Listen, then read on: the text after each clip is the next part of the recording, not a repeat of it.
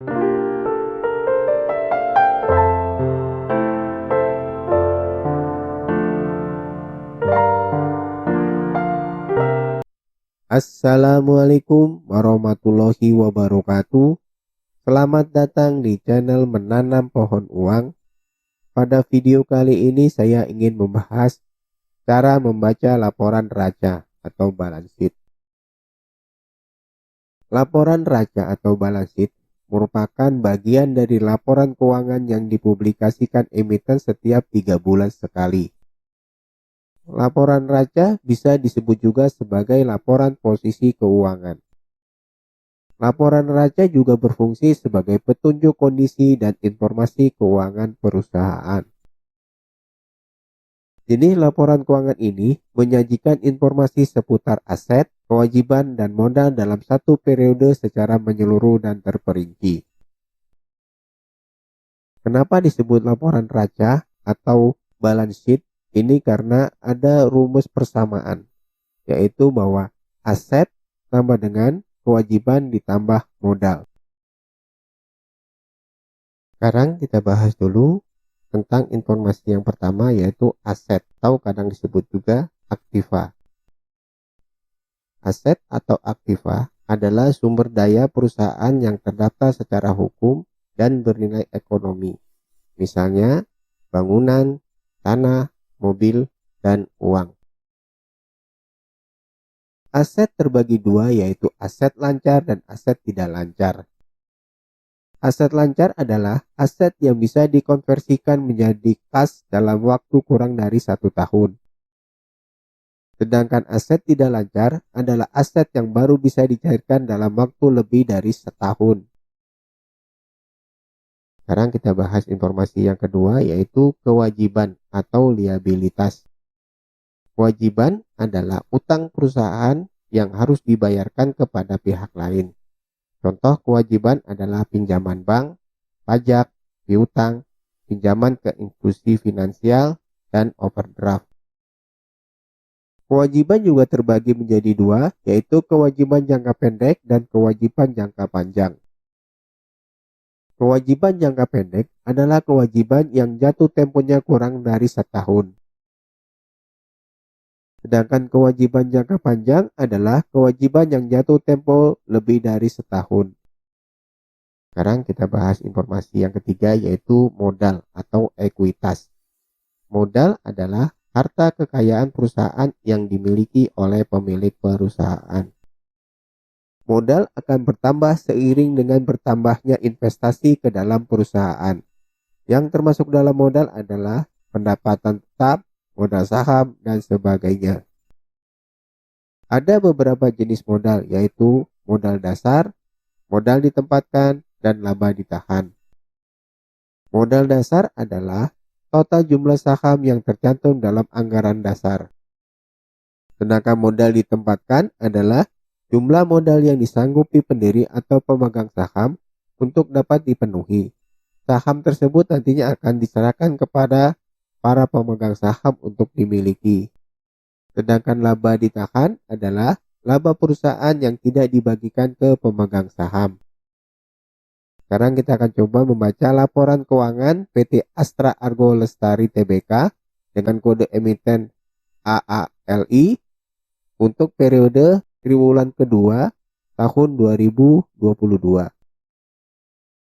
Dalam membaca laporan keuangan, hal yang pertama yang harus kita perhatikan adalah judul dari laporan keuangan tersebut.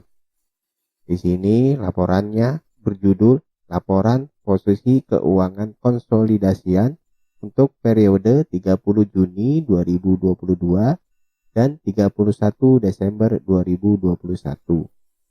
Dinyatakan dalam jutaan rupiah kecuali dinyatakan lain.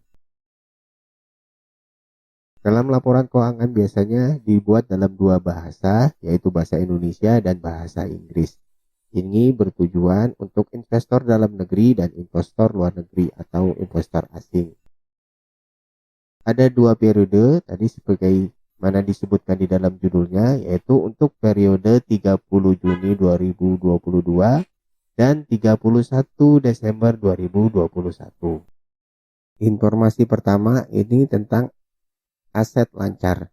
Aset lancar ini terdiri dari kas dan setara kas, piutang usaha, piutang lain-lainnya, persediaan, aset biologis, uang muka, dan pajak dibayar di muka.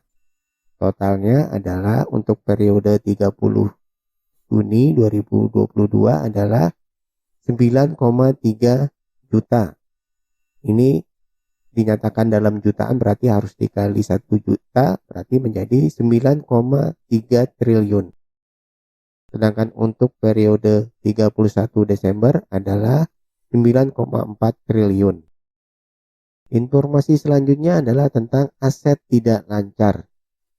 Keterangannya di sini adalah investasi pada ventura bersama, piutang jangka panjang pada pihak berelasi, aset pajak, dan lain sebagainya. Totalnya adalah 20,8 triliun.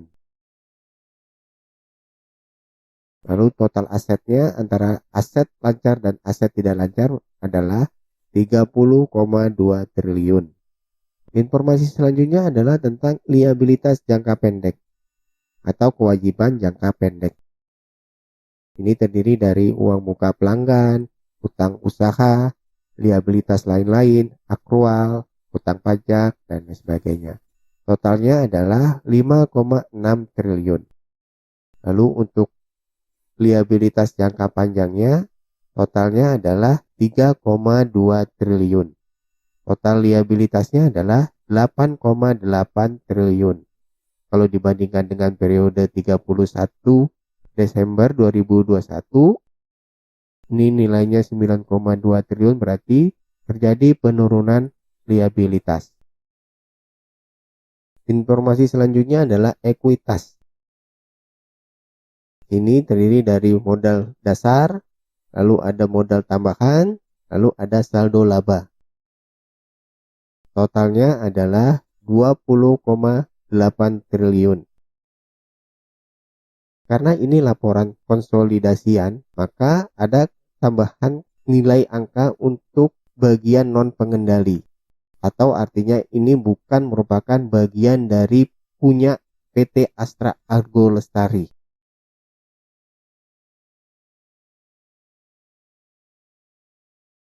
Jadi ekuitasnya di sini ada kepentingan non pengendali, ini adalah 520 miliar. Jadi kalau yang ekuitas milik PT Astra Argo Lestari-nya adalah 20,8 triliun. Non pengendalinya adalah 520 miliar. Yang 20 ini yang biasanya nanti kita gunakan untuk menghitung book value. Total liabilitas dan ekuitasnya di sini adalah 30,2 triliun.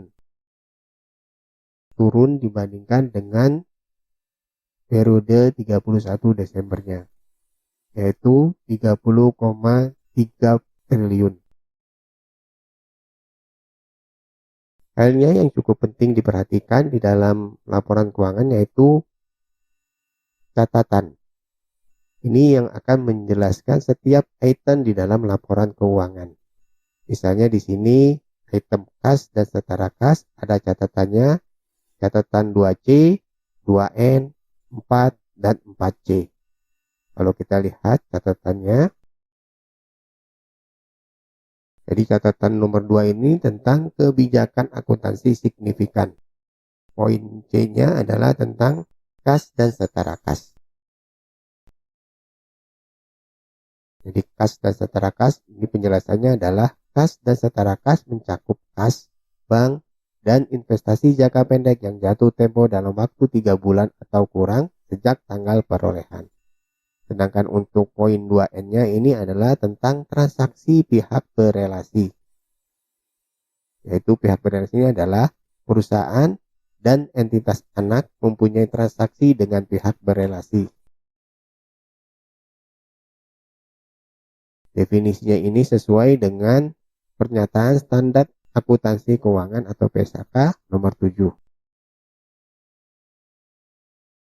Sedangkan untuk poin 4 ini tentang kas dan setara kas, menjelaskan lebih detail tentang kasnya. Jadi ada kas Lalu ada kas di bank. Ini ada yang dalam bentuk rupiah dan ada dalam bentuk mata uang asing. Lalu ada juga deposito berjangka. Di sini juga ada dalam bentuk rupiah dan mata uang asing.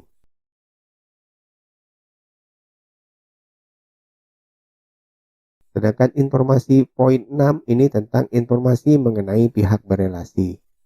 Contohnya di sini adalah pihak berelasinya adalah PT Astra International Tbk.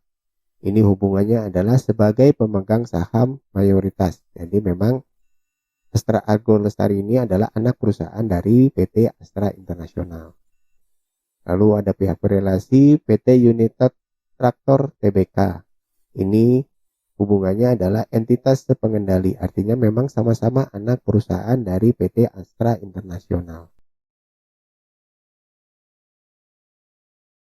Di sini ada penjelasan tentang hubungan transaksinya seperti apa. Semoga video ini bisa bermanfaat. Wassalamualaikum warahmatullahi wabarakatuh. Jika Anda nilai video ini bermanfaat, silakan klik subscribe, like, dan share agar tidak ketinggalan video bermanfaat lainnya. Terima kasih.